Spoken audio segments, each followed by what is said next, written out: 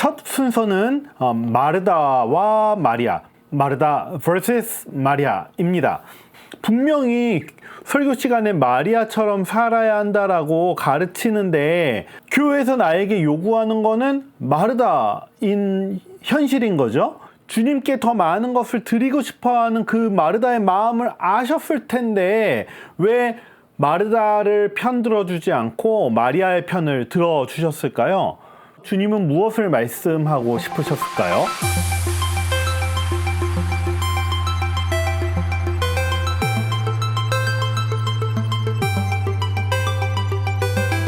안녕하세요, 윤태수입니다. 제가 지난번에 올려드렸던 월십 온 더 백스테이지, 무대 뒤에서 예배하기 프롤로그 영상을 혹시 보셨나요? 아직 안 보셨다면 한번 시간 날 때 보고 오시면 좋을 것 같아요. 제가 이 시리즈를 시작하게 된 배경이 들어있거든요. 그렇다고 해서 지금 당장 보고 오실 필요는 없을 것 같아요. 나중에 시간 될 때 한번 보고 오시면 좋을 것 같습니다.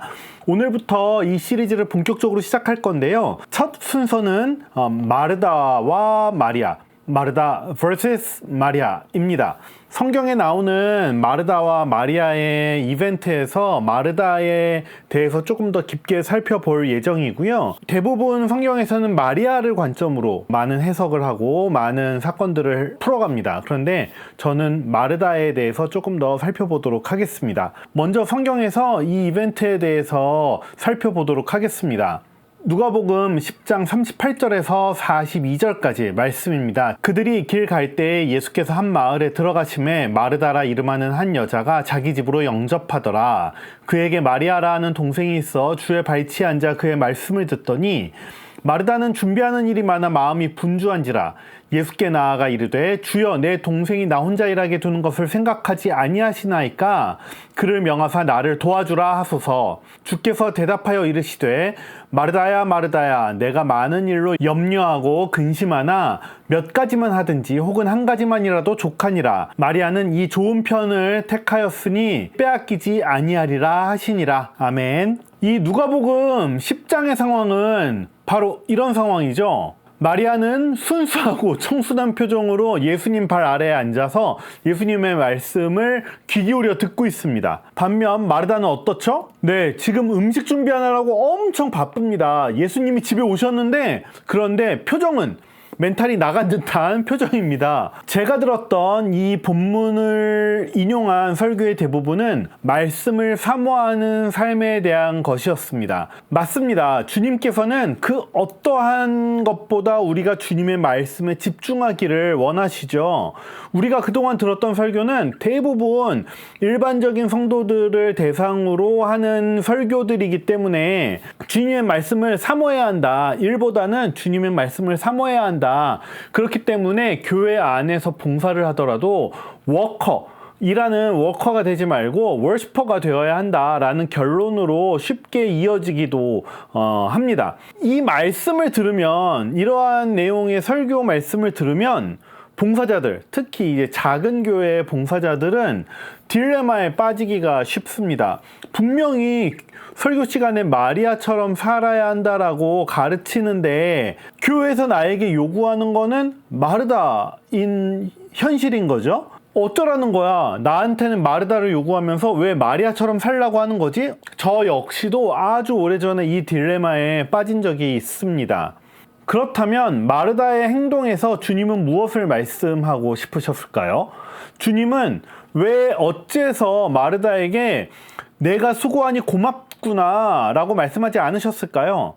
주님께 더 많은 것을 드리고 싶어하는 그 마르다의 마음을 아셨을 텐데 왜 마르다를 편들어 주지 않고 마리아의 편을 들어 주셨을까요? 저는 이 본문을 읽다가 한 문장, 또 한 단어에 집중하게 되었습니다. 바로 40절 말씀인데요.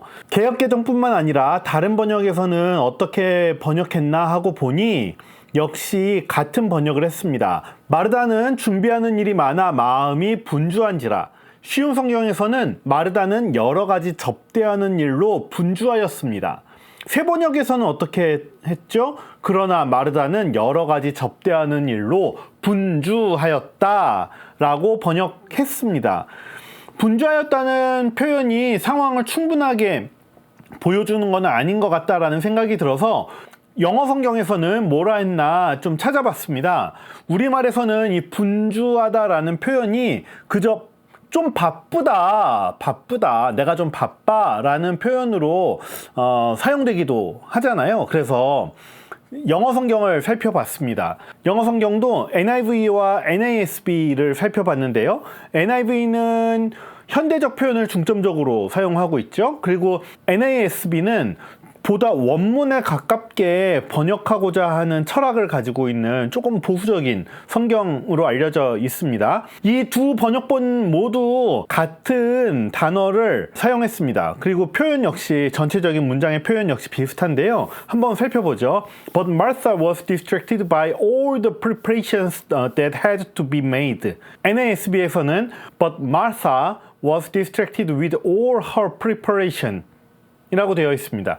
be distracted 했으니까 수동형으로 사용되는데 distract는 어떠한 표현인가? distract라는 동사는 누군가의 주의를 다른 곳으로 돌리다, 집중하지 못하게 하다, 산만하게 하다, 정신없게 만들다 이런 뜻입니다. 그러니까 본질을 잊어먹고 내가 뭘 하는지 잊어먹고 계속 정신없게 만드는 거예요. 마르다는 어떻다고요? 산만했다, 집중하지 못했다, 정신이 다른 곳에 팔려 있었다 라고 설명할 수 있을 것 같아요. 즉 예수님께 접대할 음식을 준비하느라고 집중하지 못했다. 심지어는 그 음식을 준비하는 그 과정 중에서도 집중하지 못하고 정신이 너무 없이 그것들을 준비했다 정도로 우리가 해석을 할 수 있을 것 같습니다.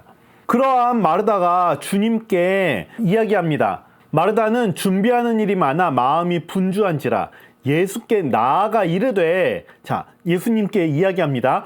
주여, 내 동생이 나 혼자 일하게 두는 것을 생각하지 아니하시나이까. 그를 명하사 나를 도와주라 하소서. 이건 무슨 얘기예요? 마르다가 주님께, 주님, 마리아에게 저를 좀 도와주라고 하세요 라고 말하는 겁니다. 다시 말하면, 주님, 마리아 좀 데려갈게요. 같이 음식 준비 좀 해야 될 것 같아요. 주님 말씀은 조금 이따가 들을게요. 저희 준비하고 같이 들을게요. 제가 좀 정신없이 바빠요, 지금. 이렇게 얘기한 거나 마찬가지일 거라 생각합니다. 어쩌면 마리아에게도 이 얘기했을 것 같아요. 마리아 이렇게 옆구리를 콕콕 찌르면서, 예, 너는 왜 거기 그러고 앉아있어? 빨리 와! 할 일이 얼마나 많은데? 라고 했을지도 모르는 거죠. 자, 그러자 예수님께서 친근하게 마르다를 부르시면서 조언하십니다. 자, 41절, 42절인데요. 마르다야, 마르다야, 내가 많은 일로 염려하고 근심하나 몇 가지만 하든지 혹은 한 가지만이라도 족하니라. 마리아는 이 좋은 편을 택하였으니 빼앗기지 아니하리라. 마르다야, 너 너무 정신없는 것 같아. 몇 가지만 해도 괜찮아. 야, 아니 몇 가지가 아니라 야, 한 가지만 해도 괜찮아. 중요한 거는 나한테 와서 말씀 듣는 건데, 마르다야, 마리아가 이 좋은 것을 선택했어. 그러니 마리아는 이 자리를 벗어나지 않을 거야 라고 이야기하는 거죠. 그러면서 마리아가 선택한 이 말씀을 듣는 자리에 너도 빨리 오렴이라고 이야기하시는 겁니다. 이 본문에 대해 많은 해석이 있을 수 있는데요. 자, 마르다의 표정 보세요. 지금 혼이 나갔습니다. 지금 멘탈이 털렸어요. 자, 제 생각에는 마르다가 요때에 자신이 할 수 있는 것 이상의 것을 하려고 노력한 것은 아니었을까 하는 생각이 들어요. 그러니까 예수님을 대접하는 거잖아요. 그러니까 너무 좋은 걸 해드리고 싶었던 거예요. 자기가 잘하는 거 아닌데 좋은 거, 자기가 그냥 머릿속에 딱 떠오르는 무언가를 하려고 했던 거죠. 우리식으로 표현하면 예수님이 집에 오셨을 때 차 한 잔 내놓고 과일 좀 이렇게 깎아가지고 접시에 이렇게 내서 예수님 이거 드시면서 하세요 라고 하면 됐을 문제일 것 같은데, 너무 귀한 손님이 오시니까 마르다가 잘해야겠다는 생각에 몇 번 해본 적도 없는 갈비찜, 잡채 막 이런 거 만들어서 대접하겠다고 막 분주하게 움직인 거죠. 주님께서는 마르다의 이 점을 안타까워 하셨던 것 같아요. 예수님께서는 마르다가 말씀을 사모하지 않고 음식하러 간 그 행동 그 자체를 나무라신 것이 아니라 분주하게 자기가 할 수 있는 것을 뛰어넘어서 이걸 어떻게든 해보겠다고 덤벼들면서 부산 떨고 그러면서 마리아까지, 말씀 듣고 있는 마리아까지 데려가겠다라고 하면서 접대 준비를 하려고 하는 그 마르다의 그 행동을 나무라신 겁니다. 그 분주함을 내려놓고 말씀을 들으러 와라 라고 말씀하신 거죠. 마르다에게 분주한 것을 나무라시면서 그것을 적당히 하고 너 말씀 들으러 와 라고 말씀하신 거잖아요. 우리는 예배 처소에서 혹시 분주하지 않습니까? 우리 봉사하는 그 단계에서 우리는 마르다처럼 한 번도 해본 적이 없는 갈비찜을 해보겠다고 막 부산 떨고 있지는 않습니까?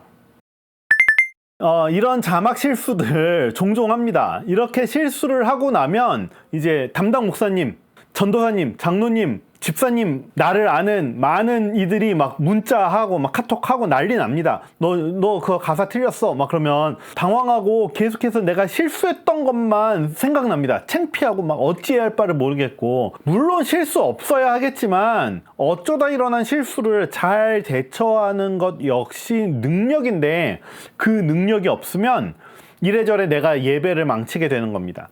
마르다가 갈비찜을 하다가 망치는 거하고 비슷한 거죠. 자, 이때부터 멘탈이 나가고 그냥 망하는 겁니다. 제가 아는 한 자매는 어느 날 호기롭게 방송실 그 자막 컴퓨터 앞에 앉았습니다. 그 자매는 청년이 된 이후에 예수를 믿은, 그래서 아주 뜨거운 열정을 가지고 있는 자매였고요. 그 예수님을 향한 열정이 넘쳤기 때문에 예배에 도움이 된다면, 하나님 앞에 내가 도움이 될 수만 있다면 무엇이든 하겠다라는 강한 의지를 가지고 있었습니다. 그리고는 아직 충분히 익숙하지 않은 자막 컴퓨터에 앉아가지고 예배 때 자막을 자기가 넘기겠다라고 한 거죠. 그런데 아직 익숙하지 않은 자막 컴퓨터 때문이기도 하고, 예배 그 찬양에 갑자기 추가된 찬송가 때문에 당황하기 시작합니다. 혼자 분주해진 거예요. 이 찬송가는 처음 보는 찬송가인데, 들어본 적도 없는 찬송가인데 왜 또 이 4절까지 있냐, 그리고 왜 찬양 인도자는 1절, 2절, 3절 순서대로 이렇게 불러주면 좋은데 1절 하고 후렴 안 부르고 갑자기 2절 앞으로 돌아왔다가, 그랬다가 후렴 불렀다가 후렴 한 번 더 불렀다가 3절 했다가 후렴 했다가 4절로 안 가고 다시 1절로 가고 또 후렴만 2번 반복하고, 이 난리를 치는지 이 자매가 그거를 따라가지 못하면서 말려 들어가기 시작했습니다. 그래서 덕분에 그 찬양곡을 하는 동안 자막은 제대로 안 나왔어요. 그리고 자매는 자기의 실수를 예배 내내 곱씹느라고 자기가 잘 알고 있는 찬양의 가사도 제대로 넘기지 못했어요. 예배를 망쳐버린 거죠. 그날 제가 들은 그 자매의 말 중에서 가장 많은 것은 이거였어요. 그 자매는 사정은 있어요. 예수 믿기를 온누리교회에서 믿었어요. 온누리교회는 예배 때 이렇게 찬송가보다는 현대 찬양을 더 많이 부르는, 현대 찬송이라고 부르는 현대 예배곡들을 더 많이 사용하잖아요. 그래서 예배 때 찬송가를 그렇게 많이 안 부르는 거예요. 그러니까 뒤늦게 예수를 믿은 이 자매는 찬송가를 불러볼 기회가 그렇게 많지 않은 거예요. 그래서 이 찬송가가 너무나 생소한 거죠. 그런데 이 자매는 아무런 준비 없이 그날 찬양곡이나 송폼 등을 보지 않고 그냥 호기롭게 이제 들어와서 자막 컴퓨터 앞에 앉은 거죠. 이게 문제였던 거예요. 그 자매가 그렇게 실수하지 않으려면 어떻게 했어야 했을까요? 처음 보는 곡이 있으면 찾아서 들어보고, 찬양 인도자한테 가서 이거 어떻게 반복하면서 하실 거냐, 송폼도 물어보고, 그리고 그 곡이 익숙해지도록 위해서 여러 가지 노력을 했어야, 사전에 노력을 했어야 했는데 그냥 온 거죠. 준비하지 않고 온 거예요. 그래서 그날의 예배는 이 자매의 예배가 망쳐진 게 아니라 온 회중의 예배가 망쳐지게 된 거예요. 또 다른 사례를 한번 볼까요? 주차장입니다.